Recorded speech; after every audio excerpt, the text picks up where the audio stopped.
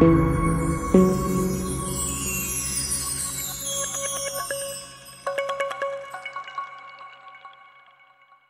ایک سنہری شام تھی جب شہزادی عنایا، شہزادی سونیے اور ان کی پکی سہیلی شمائلہ سب محل کے باغیچے میں خوشگوار موسم کا مزہ لے رہی تھیں۔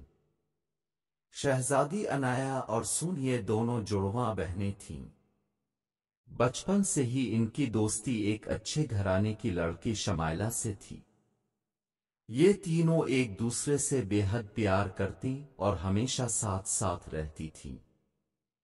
اس شام وہ سب باغیچے میں بیٹھی مختلف موضوعات پر باتیں کر رہی تھیں کہ اچانک ایک خوبصورت پرندہ ان سے کچھ فاصلے پر آ کر گرا۔ ان تینوں نے جب اس کے پاس جا کر دیکھا تو معلوم ہوا کہ وہ زخمی ہے۔ انہوں نے پرندے کی مرہم پٹی کی اور اس کے لیے چھوٹا سا گھونسلہ بنا دیا تاکہ وہ اس میں آرام سے رہ سکے۔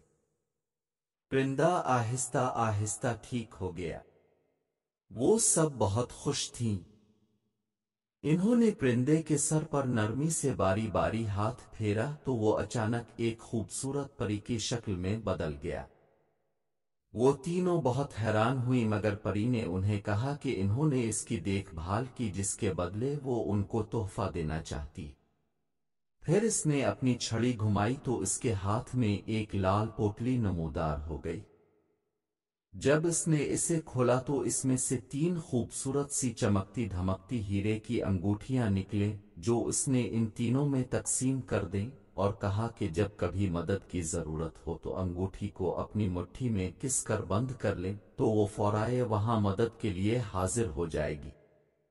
وہ تینوں یہ بات سن کر تھوڑی حیران ہوئی، مگر پھر انہوں نے سوچا کہ اس طرح تو اس کی ہر مشکل آسان ہو جائے گی، تو انہوں نے پری کا شکریہ ادا کیا اور محل میں چلی گئے۔